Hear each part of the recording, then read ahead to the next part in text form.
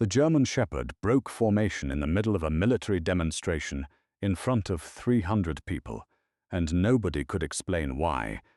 1 second he was heeling perfectly beside his handler, ears up, chest out, performing the disciplined walk the crowd had come to see. The next second, his head snapped toward the back fence line of the schoolyard, toward a man in a faded grey work jacket who was kneeling by a flower bed with a pair of pruning shears in his hand. The dog didn't bark. He didn't growl. He simply stopped walking. His handler, a young army sergeant named Caleb Torres, gave the command again. Rex, heel.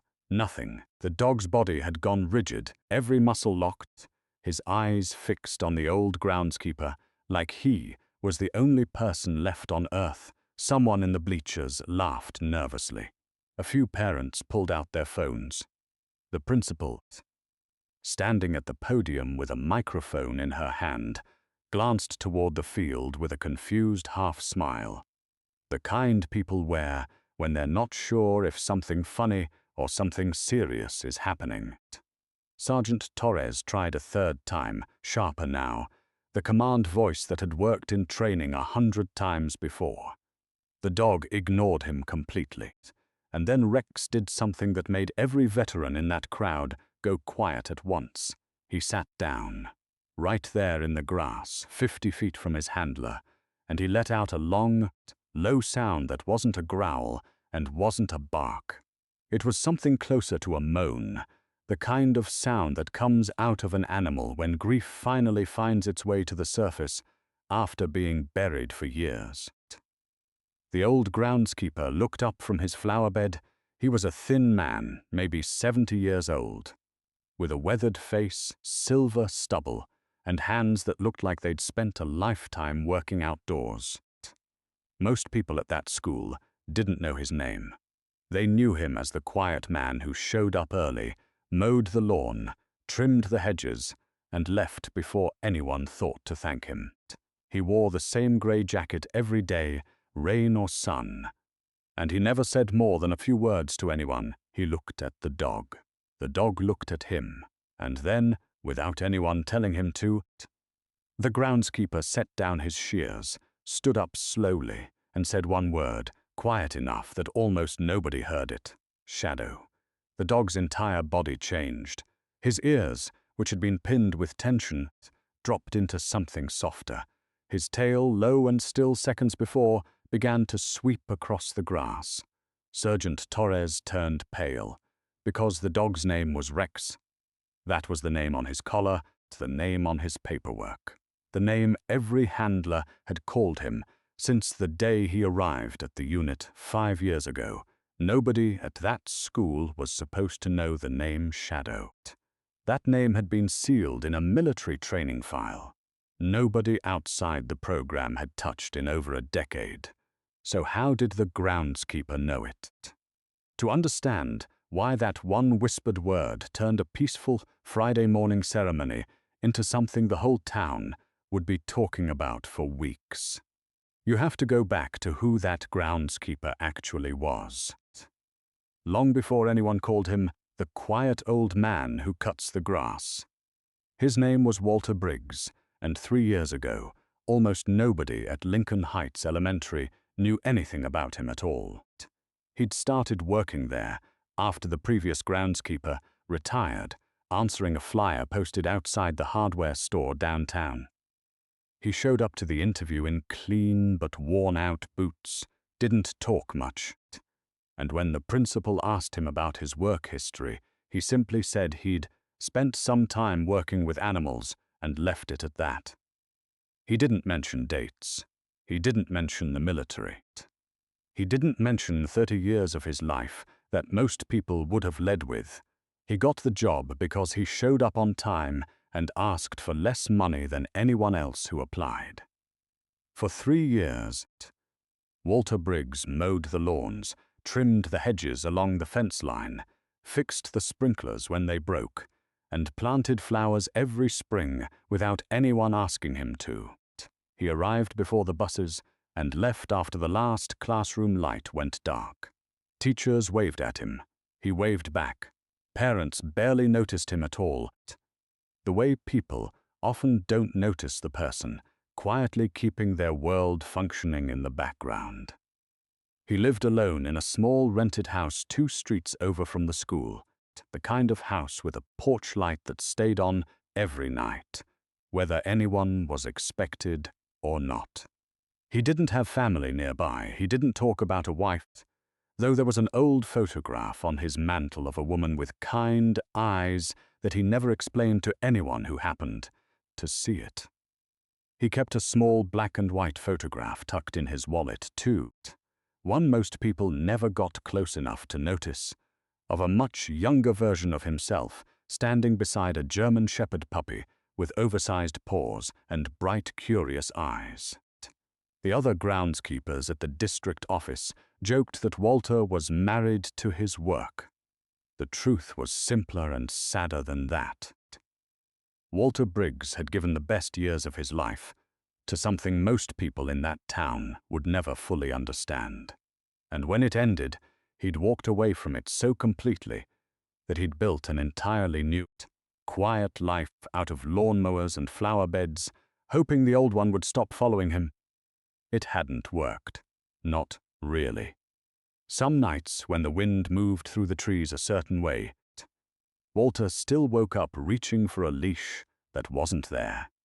He never told anyone at the school what he used to do, not because he was ashamed of it, because remembering it cost him something every single time, and he'd decided, quietly, that the cost wasn't worth paying in front of strangers.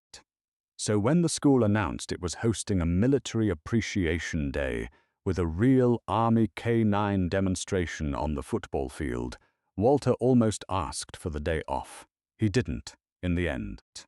He told himself it was just another Friday, just another lawn that needed trimming before the ceremony started. He told himself the dog on that field would be a stranger to him, the same way every dog he'd see for the rest of his life would have to be a stranger. Because the one dog who wasn't a stranger had been gone from his life for a long, long time. He was wrong about that. And in less than an hour, the whole town would find out exactly how wrong. The morning started the way most school ceremonies do, with folding chairs, a sound system that kept cutting in and out, and a line of parents standing along the fence, holding up their phones before anything had even happened. Sergeant Caleb Torres arrived early with Rex in the back of a military transport vehicle. And from the moment he stepped onto that field, you could tell he took his job seriously.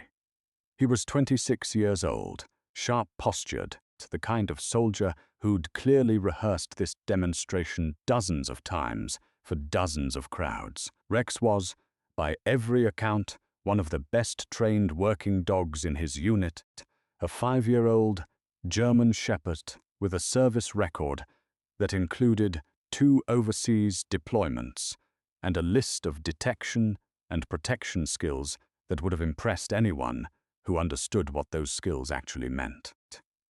The principal introduced the program with the kind of warmth school administrators use when they want a community event to feel meaningful.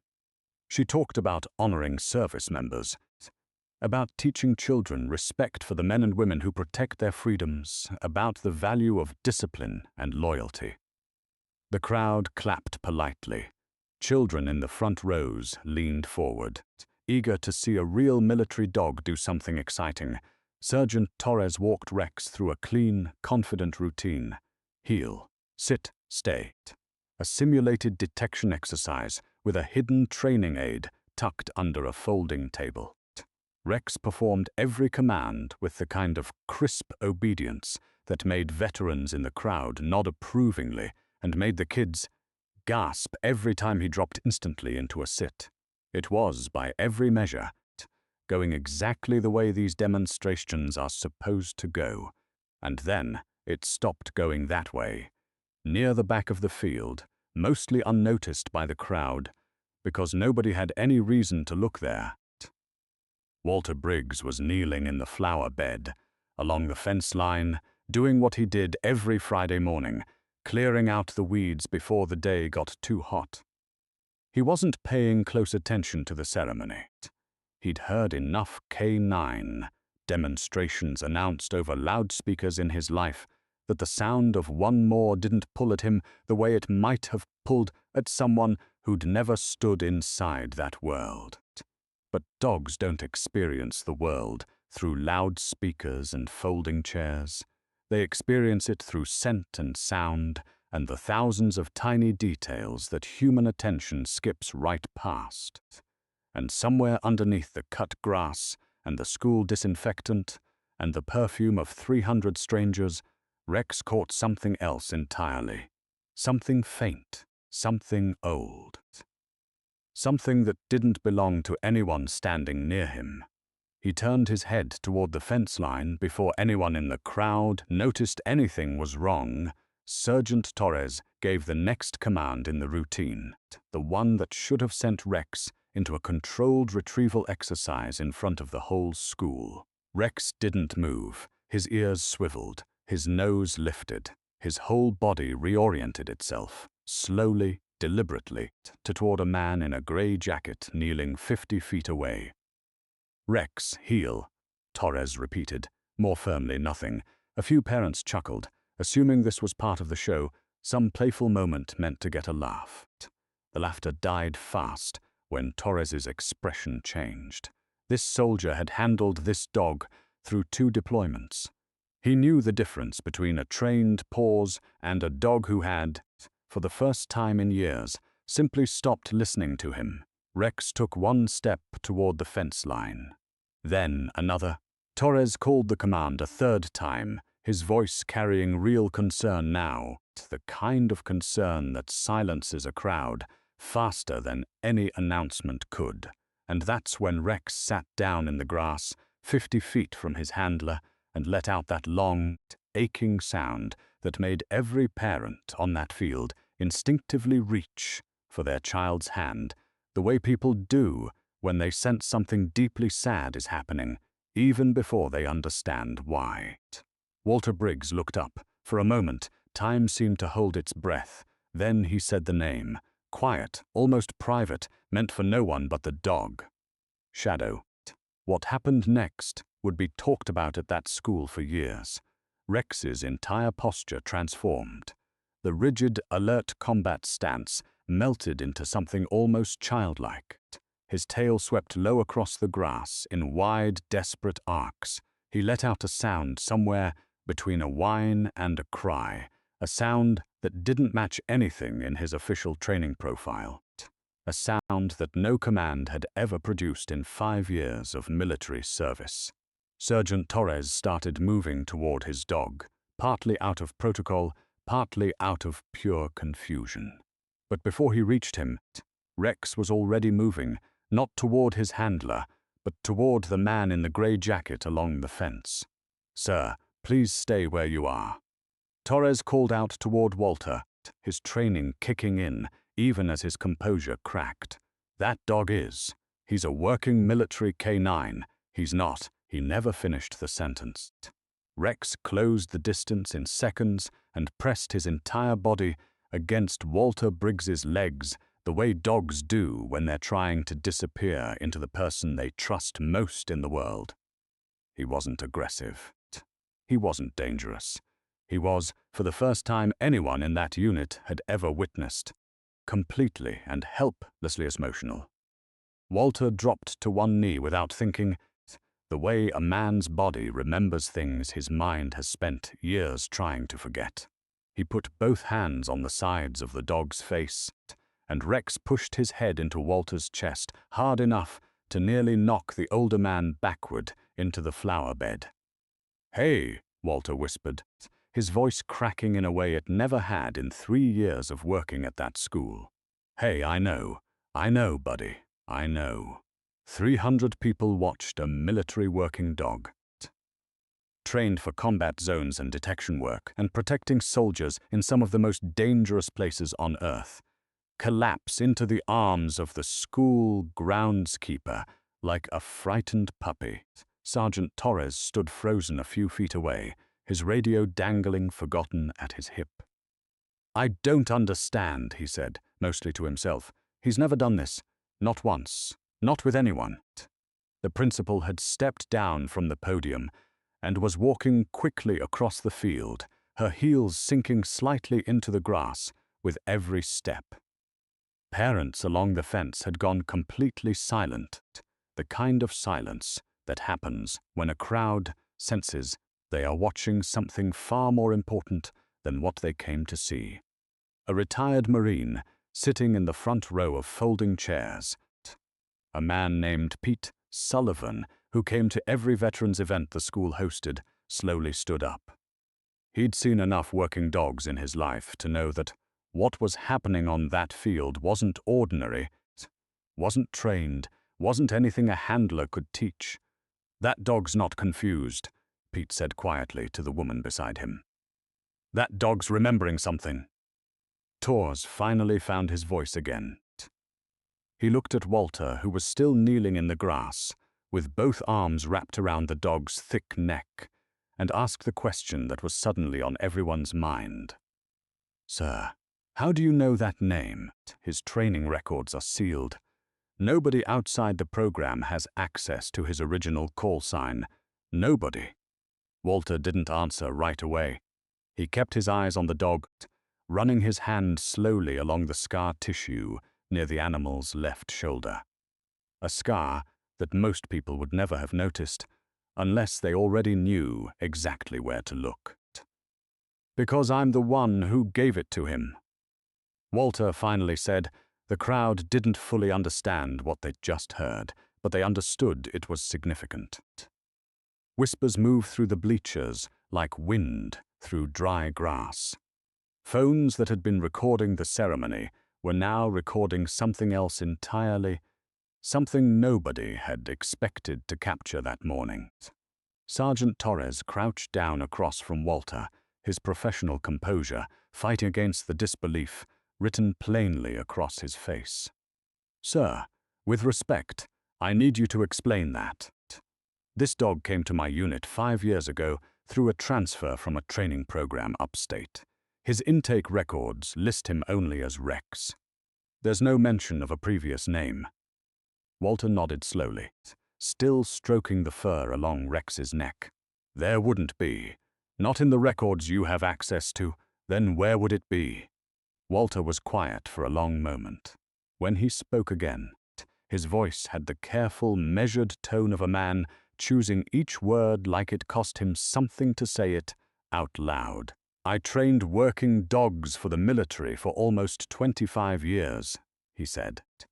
"Not as a handler, as a developer.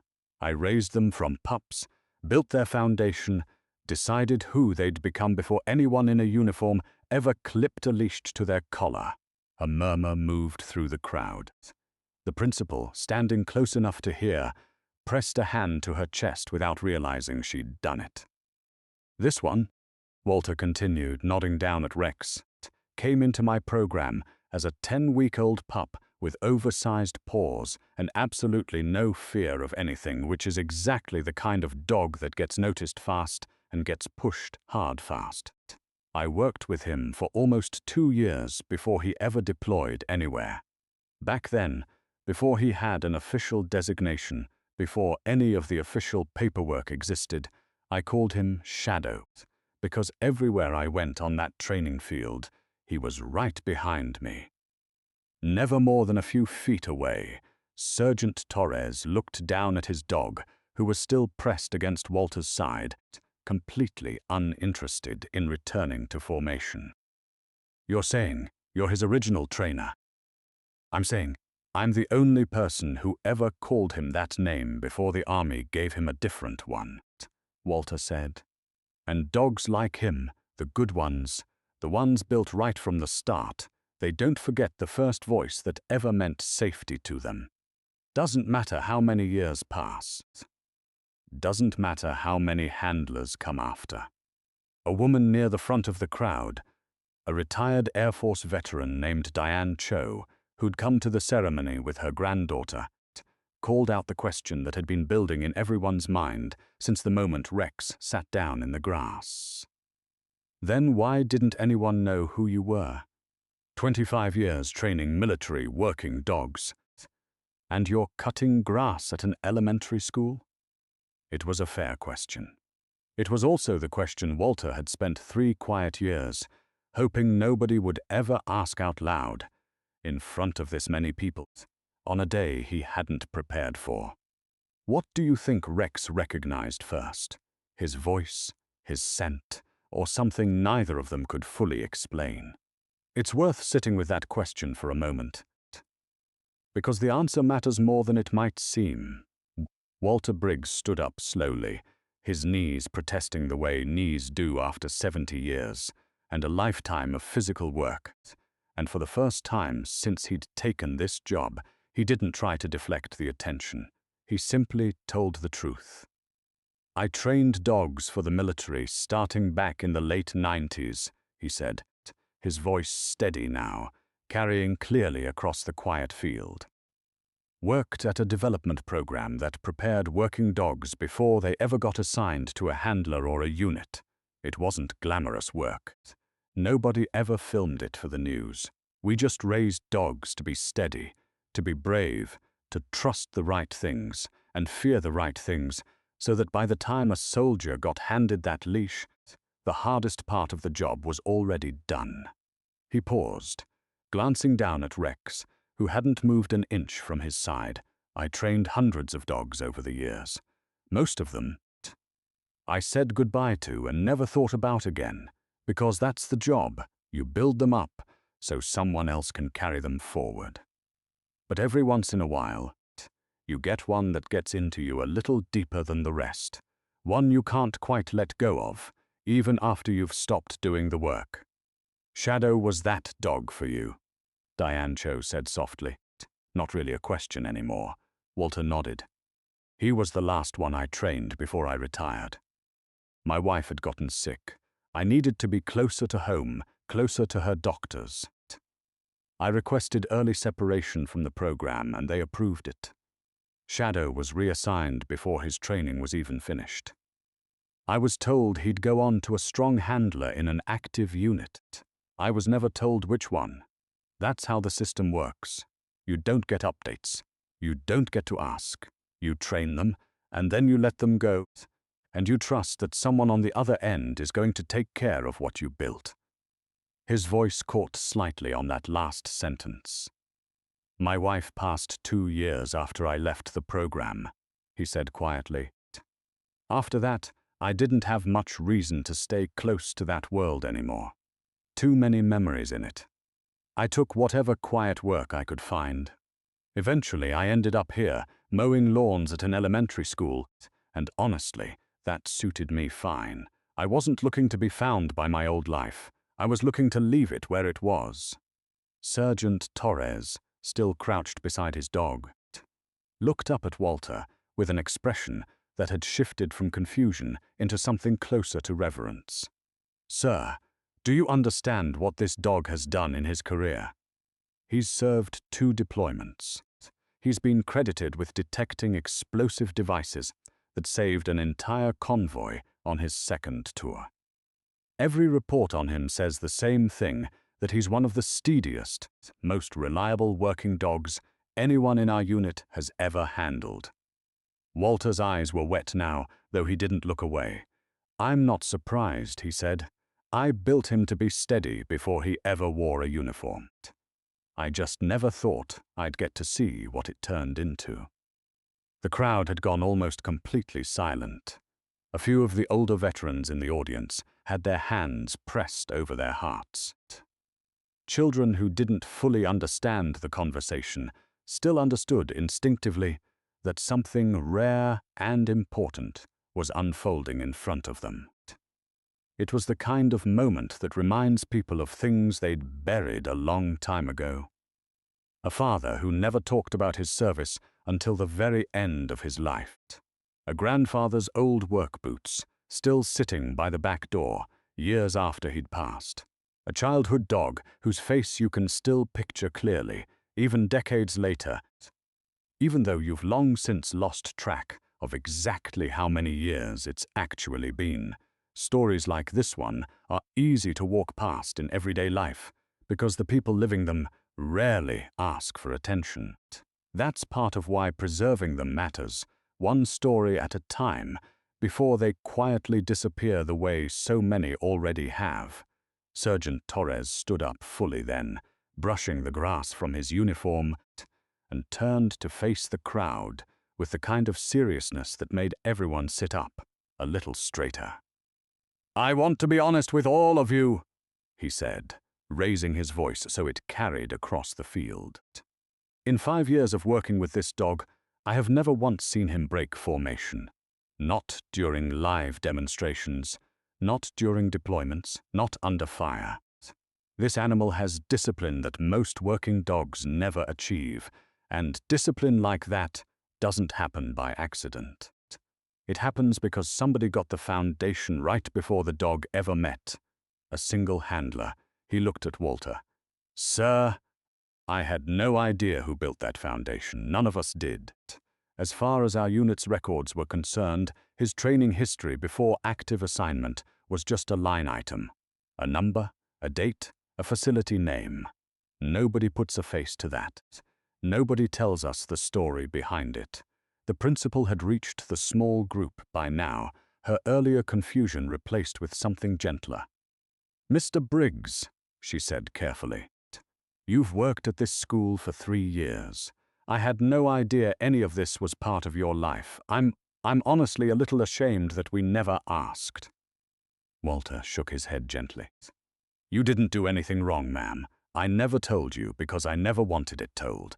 That part of my life cost me a lot to walk away from. I made peace with leaving it behind quietly." "And now?" she asked. Walter looked down at Rex, who had finally settled, leaning his full weight against Walter's leg, the way he likely hadn't leaned against anyone since he was a 10-week-old pup with paws too big for his body. "Now I think maybe some things don't let you leave them behind as easily as you'd like," Walter said. Diane Cho stepped a little closer, her granddaughter's small hand still wrapped around hers. "Mr. Briggs, if you don't mind my asking, what happened to the rest of the dogs you trained? Do you know what became of them?" Walter considered the question for a long moment, his hand still resting on Rex's back. "Most of them, no. That's the part people outside the program never quite understand. You pour 2 years of your life into an animal, you learn his fears and his strengths better than you know your own, and then one morning you hand him off to a transport crate and you never get an update again. No letters, no photographs, just silence, and you have to trust that silence means he's out there doing the job you prepared him for." "That sounds lonely," the principal said quietly. "It is," Walter admitted. "I used to tell myself it didn't matter, that the job wasn't about me, it was about whoever ended up holding that leash next. Mostly I believed that. But there were nights, plenty of them, when I'd think about one dog or another and wonder if he'd made it home or if he'd made it home different than he left." He glanced down at Rex. "I never let myself hope I'd actually find out. Not like this. Not ever, really." Sergeant Torres crouched down again, running a hand along the old scar near Rex's shoulder, the one Walter had noticed earlier. "Sir, can I ask you about this? Our intake file says it's from an overseas deployment, a vehicle incident during his first tour. Does that match what you remember of him?" Walter shook his head slowly. "No. When he left my program, he didn't have that scar yet. He was healthy, strong, not a mark on him beyond the usual training scrapes.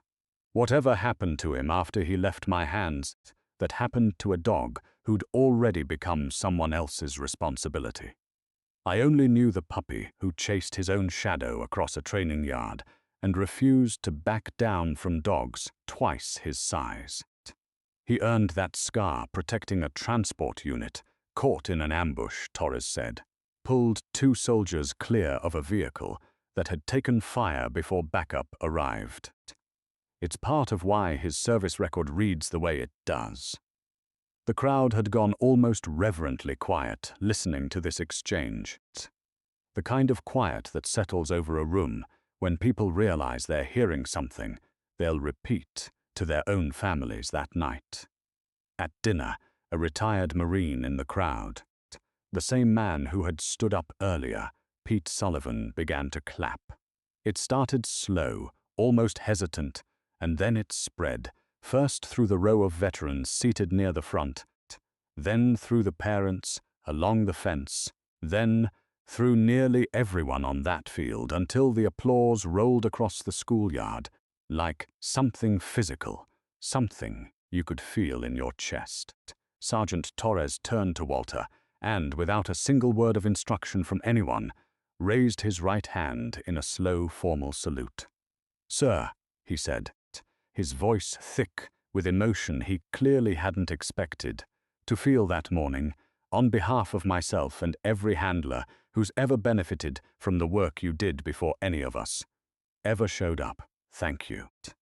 You didn't just train a dog, you built the reason I've come home safe from 2 deployments."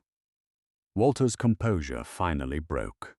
He returned the salute with a hand that trembled slightly, and when he lowered it, he wiped at his eyes with the back of his sleeve, not bothering to hide it anymore. The principal asked, gently, if Walter would be willing to stand up at the podium for a few minutes to let the school properly recognize what they'd just witnessed. Walter hesitated, the old instinct to stay quiet and out of sight pulling at him one last time. Then he looked down at Rex, who was watching him with the same patient, trusting eyes Walter remembered from a training field more than 20 years earlier, and something in him finally let go of the need to disappear. "All right," he said quietly. "All right, I can do that." What followed wasn't a long speech. Walter Briggs was never a man built for long speeches. But standing at that podium, with Rex sitting calmly at his feet, for the first time in front of a crowd, he said something simple that would stay with nearly everyone who heard it. "I spent 25 years building dogs nobody would ever know my name because of," he said. "That was the job, and I was proud to do it quietly. But I want every parent here, every kid here, to understand something about loyalty. It doesn't expire. It doesn't fade just because years pass or circumstances change or people stop talking about it. This dog remembered a name I gave him before he was even a year old. He remembered it through years of deployment, through danger most of us will never understand. Through every single day he spent serving someone else's family instead of mine." He paused, his hand resting on Rex's head. "If you're lucky enough in this life to build something real with someone, whether that's a person or an animal, hold on to the fact that it doesn't disappear just because you walk away from it for a while. Sometimes it's just waiting for the right moment to find you again." The applause that followed lasted longer than anyone expected for a school ceremony. Children in the crowd, too young to fully grasp the military details, understood the simpler truth at the heart of it, that a dog had remembered someone he loved after years apart, and that the someone had turned out to be quietly living right there among them the whole time. In the days that followed, the story spread well beyond that schoolyard. Local news picked it up. Veterans from Walter's old training program, men and women who hadn't spoken to him in over 2 decades, began reaching out after recognizing his name in the coverage. The Army's K-9 program reached out as well, eventually inviting Walter to visit Rex's unit and speak with the newer trainers coming up through the ranks. Men and women who had been taught the techniques Walter helped develop without ever knowing his name attached to any of it. The school didn't let him go back to being invisible after that, even though that's exactly what Walter had spent 3 years working toward. They asked him, with his permission, to share his story with the students each year on Veterans Day, not as a formal lecture, but simply as a conversation about loyalty, patience, and the quiet kind of service that never asks for recognition but deserves it all the same, so Sergeant Torres requested, through his command, that Walter be allowed periodic visits with Rex going forward, an arrangement the unit approved without hesitation once they understood what they'd witnessed on that field.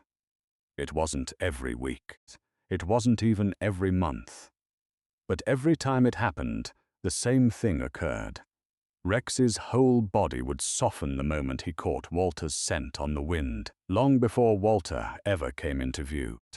Months later, on a quiet afternoon when the school year had wound down and most of the students were gone for summer, Walter knelt in the same flower bed along the same fence line, trimming back the same hedges he always trimmed. Rex had been brought by for a visit, off duty, off leash, simply a dog, allowed to be a dog for an hour in the sunshine.